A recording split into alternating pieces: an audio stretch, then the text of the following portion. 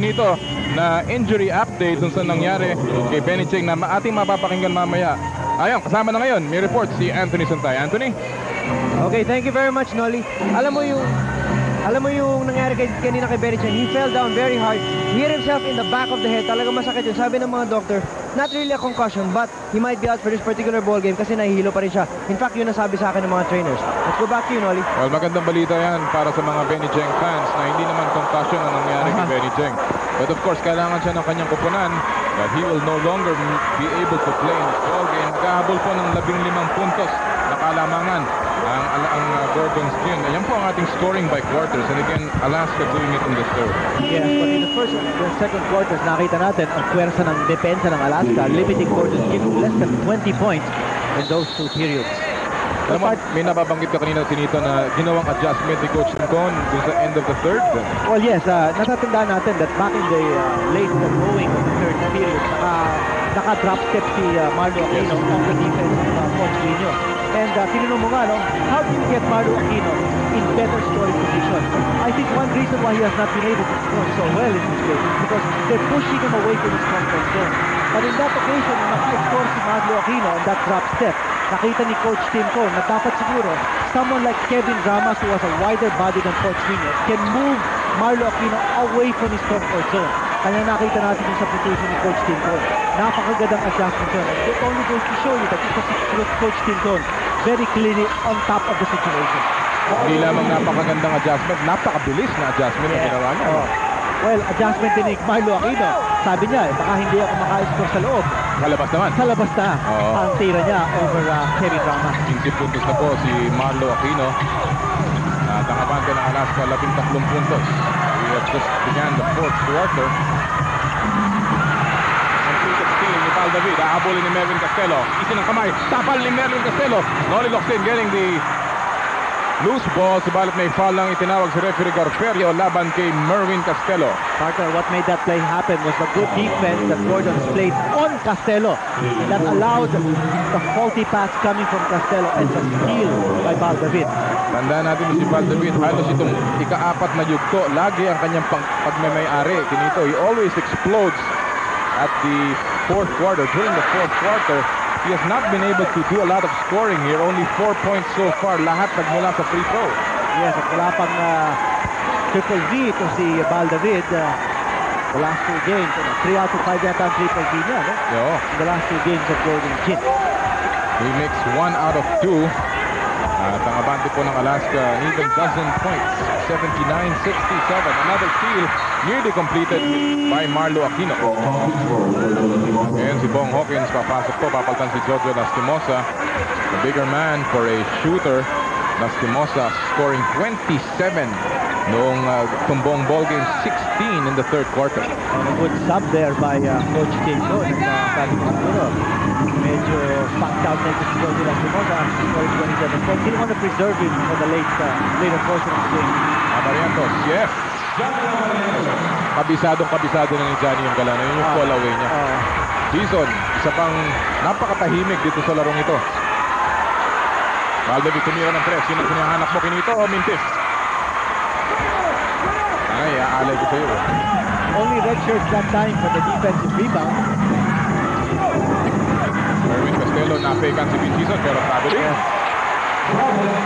hindi nagreklamo si Coach Tincon doon. Oo, kita yun. Alam mo, just checking the scorers of ng Gordon's Gin. Si Vince Season Ginito only with 6 points. Si Val David, 4 puntos pa lamang ang ginagawa. Or rather, 5 puntos pa lamang. Madalang of course, si Pido Renzo at si Marlo Aquino. Kasama na si Nolly Locsin. Ang nagbibigay buhay sa kanilang offense. Ito si Marlo Aquino. Just flex. Wala.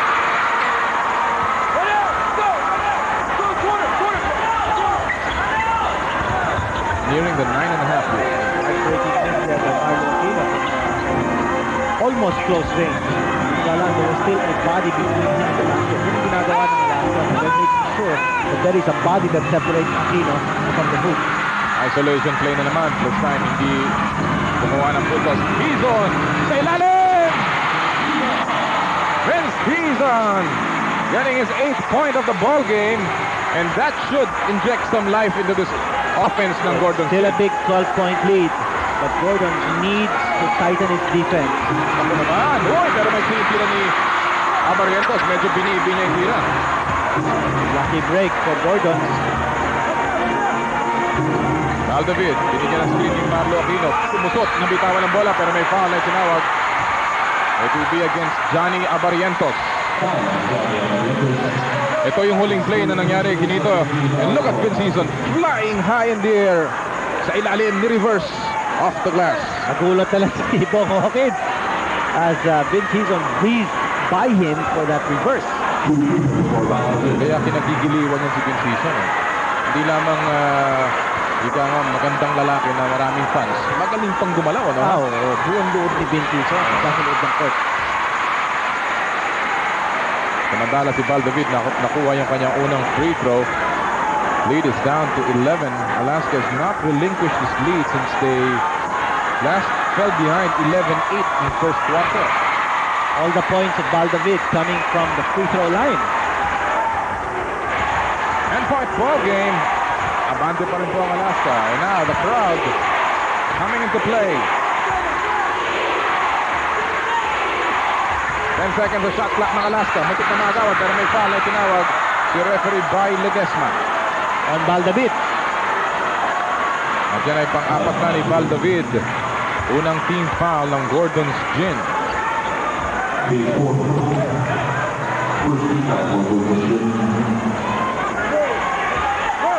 Again, tandaan natin po ang Gordon's Gin trying to extend its franchise best start in a season. Samantala, tapik palabas, Noni Locsin, 16 seconds ang nalalabi sa shot clock ng Alaska Milk. Big advantage in rebounding. 41-24 in favor of Alaska. Bong Hawkins has been mainly responsible for that. Oh, pasa na agad na naman. Vince Season, sa likod ang pasa. Still picks it up. Aquino, one fake, goes up, gets the basket. And it's down to an 8-point lead. And listen to this crowd. Nang nagabol na po ang Gordon's Gin, batawag ng timeout ang Alaska Milk. Sabi ni Doc Alaksan, welcome back Philippines. Ito yung huling fast break ng Gordon's Gin kinito at sila ay bumabalik na sa larong ito. Beautiful passing play. Marlo Aquino, good patience. Hinintay niya muna ito si Marlo Castelo. Merwin Castelo. Merwin Castelo. Pwede na rin Marlo Castelo. Hinintay si Marlo. Tapos si Merwin bumaba muna bago siya umangat. Nice patient move. And, you know, that goes to prove the maturity ni Marlo Aquino. He's just in his second year and he can only get better. He repeatedly say it time and again. Bagamat malaki siya hindi niya hinamon yung jumping ability nito si Merwin Castelo. 81-73 mga kaibigan ang ating score. The biggest lead was at 16. So this lead has been sliced to half now. 8 minutes and 10 seconds remaining in the final quarter. Hawkins. Matagal na rin nananahimik din si Bong Hawkins. Ang Alaska po tumawag ng huling timeout. Trying to stave off this rally. Hawkins drops it off. Oh! Sa foul si Kevin Ramos. Pero may foul na itinawag si referee Bernardo sa ilalim. Davey Gayoso will pick up his second foul, or rather third foul. At yan ay second team foul ng Gordon's Gin. Yun ang teamwork ng Alaska. You see Bong Hawkins trying to wheel his way inside, tapos ikaroon ng double team. And Ramos beating his man in driving to the hoop in getting the pass from Bong Hawkins. Napapag-usapan natin yung franchise best start ng Gordon's Gin. Ito naman pong Alaska Milk has not lost 3 games in a row since the first round of the 1996 All-Filipino Conference. So napakatagal na yan. Dalawang sunod na mintis mula kay Kevin Ramos na nanatili ang score 81-73, 8-point lead para sa Milkmen.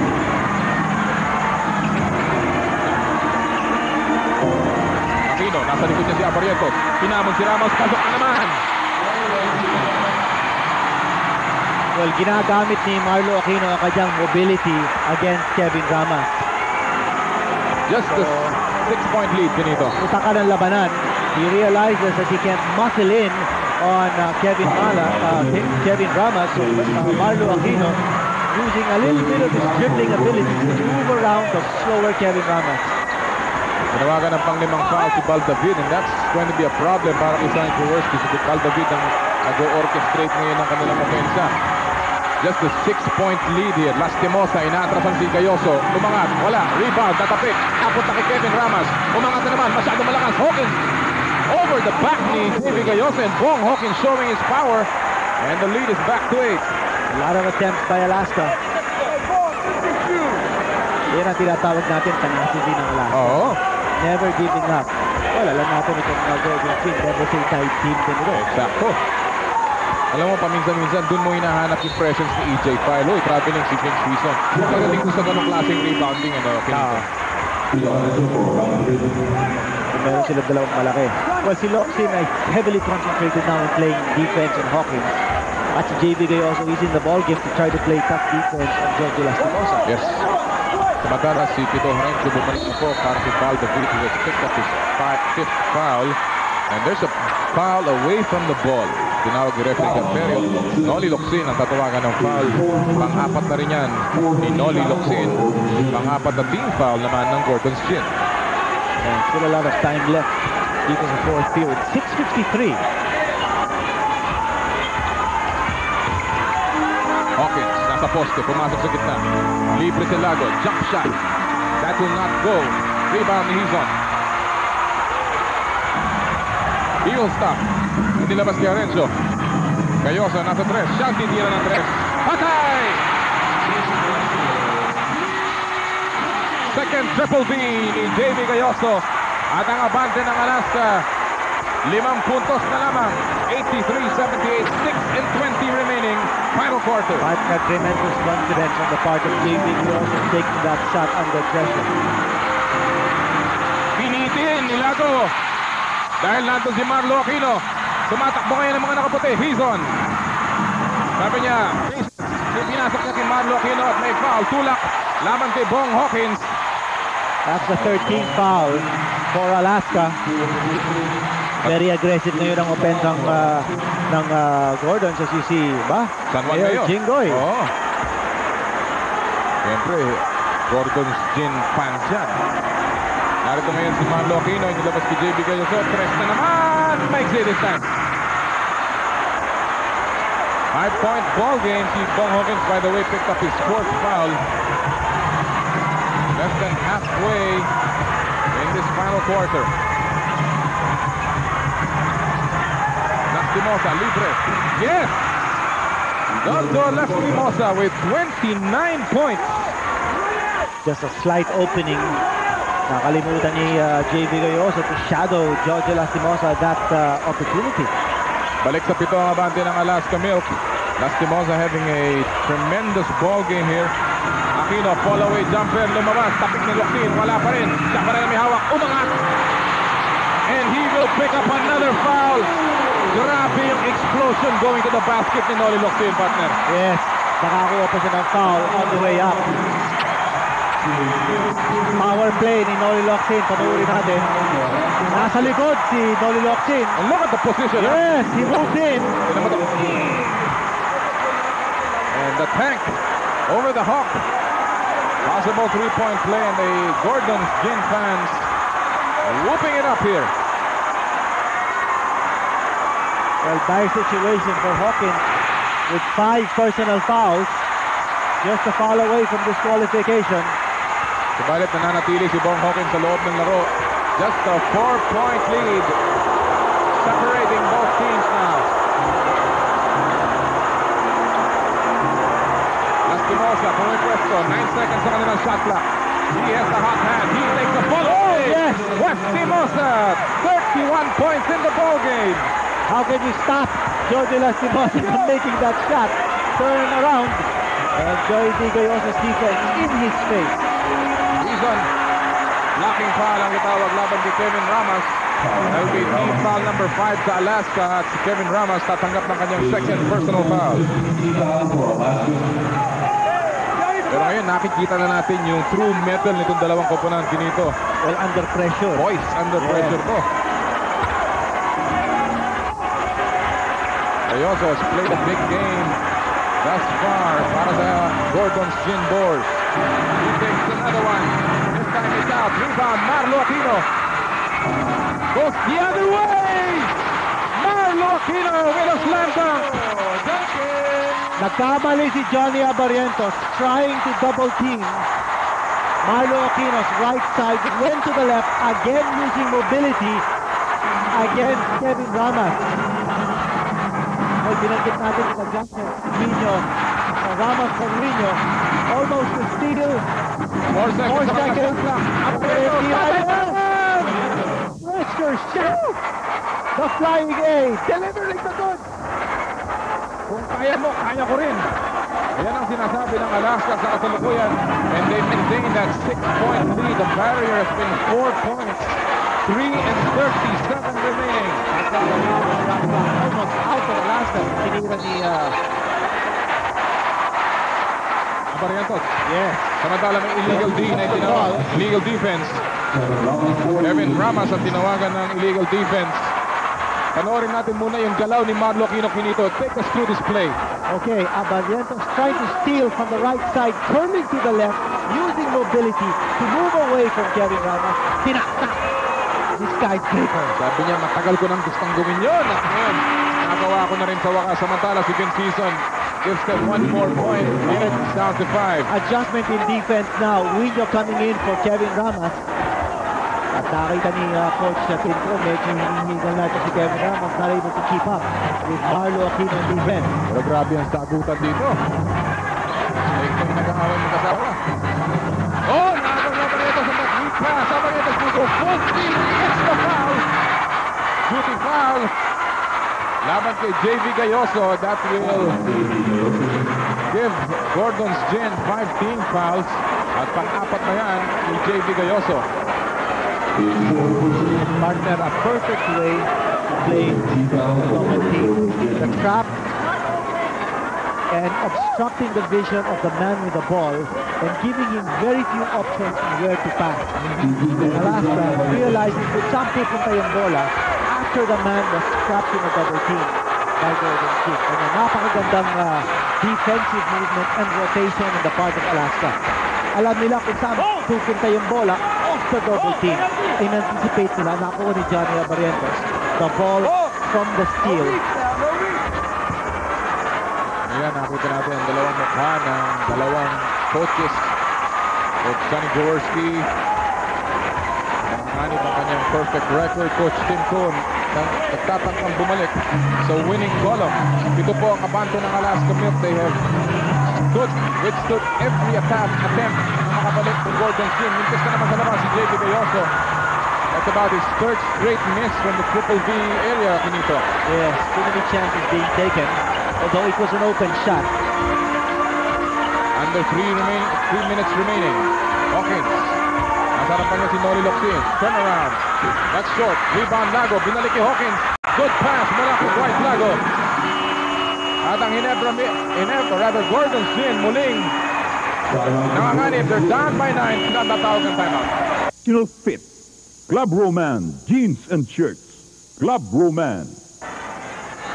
Magandang gabi po, Pilipinas, sa ating mga kaibigan sa Davao, sa Bacolod, sa Cebu, at sa Cagayan de Oro. Abante po ang Alaska Milk ng 9 na puntos, 93-84, 2.5 remaining dito sa final quarter.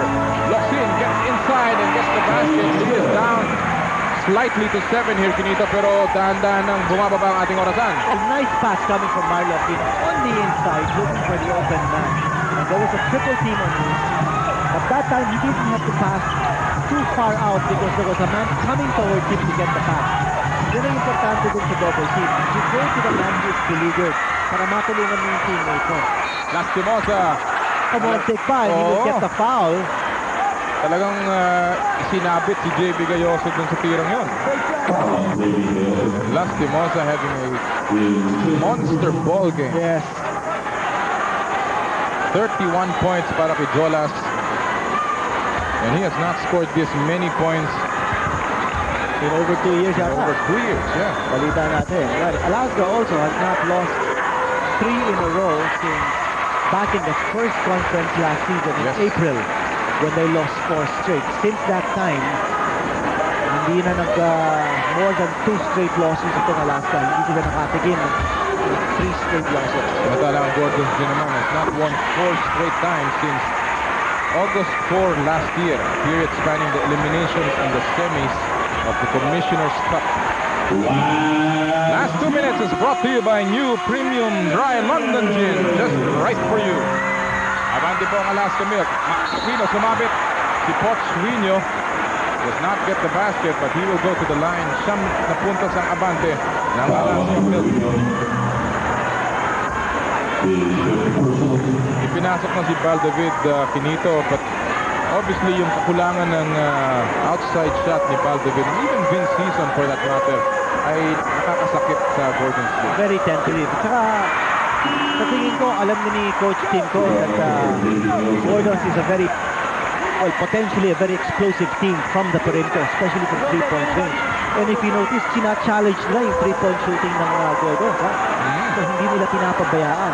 Although ito si J.V. also was able to throw up a couple of 3-point attempts. By and large, hindi nila pinapabayaan ito sina Baldavid, sina Fidel Lorenzo to take 83-pointers here in the fourth period. Dalawang supplies si Marlo Aquino sa free throw line. Hawkins from a pass ni Lastimosa, wala. Rebound, pinapit ni Locsin. Kapitan, parang volleyball. And a good move in the part of attack. Pinatalbog niya sa hita ni Poch Suino. Yan na lang po nilalabing oras. 90 seconds and a 9-point lead. Kaya pa ba? Tingnan natin. And in this situation, let's see where Jim will go to in terms of options. They're looking for possibly a 3-pointer. Quezon, pasa na naman at na-anticipate and there's going to be a foul. Both teams in the penalty. At si Baldavid ang tatawagan ng kanyang ika-anim na personal foul. And that could be it, Benito. I think so. With a minute and 16. Too many turnovers, too many errors. Baldavid, foul out yata si Bal. Yes, foul out. Okay. Si Baldavid, the foul out after scoring 7 points. Pero take this, all of his points came from the free throw line. Walang field goal shot na pumasok si Baldavid ngayong araw na po. And for Alaska, what a way to come back. Binabanggit natin that Alaska has been a little bit lackluster in defense in the first 3 games. Pero ngayon, sa kanilang fourth outing, pinakita nila that yung kanilang defensive intensity nandiyan pa rin maski na wala na si Jeffrey Carriazo. Tandaan niyo po mga kaibigan, ito ay ating unang handog pa lamang ngayong araw na ito. PBA Sunday ang ating kalawang laro. Tatagpok ang Pacola laban sa Purefoods. And then after that, kung ngayon niyo po, ang nakasisindak na galaw ng WBC Super Flyweight Champion Jerry Peñalosa, ang kanyang dinurog si Hiroshi Kawashima ng Japan sa Great Eastern Showdown on our sports special sa Sunday's Big Showdown. Vince Season lumita ngayon, and it's too late. Ika nga, 11 po ang abante ng Alaska Milk. Alaska will cruise to its second victory in 4 games, snapping a 2-game losing streak. Yes, that means wala na pong natitirang undefeated team sa liga na ito. Competition has been very, very tight and keen dito sa mga Filipino. Mangyayari nito, Gordon's team will drop to 3-1. Tatablan na ngayon ng Santa Lucia at the top of the team standing sa Alaska naman. Magiging even ang kanyang record. Tatablan naman nila ang Mobiline at ang San Miguel Beer in 3rd to 5th spot. And Johnny Abarientos bumanat na naman from the outside. Good season. Coming in with the layup, strong drive. But all over but the shouting at this stage. At the end of this ball game, kami po ay hihirang ng isang player of the game at ang isang hard deflex team at the board. So ang tabayanan niyo po yan. Yan po ang ating talaan. 11 puntos Alaska from a sorry 68 points loss. Laban sa Purefoods coming back with a big offensive game. Pinito 99 so far ang kanilang score na dito. Yes. And holding of course Gordon's team to 88 points. He's not taking it from outside. Pasok yan. Ika-count nila yan. So ang ating final score 99-91. Nagwagi ang Alaska Milk. Coach Tim Cohn very happy with his victory. Obviously,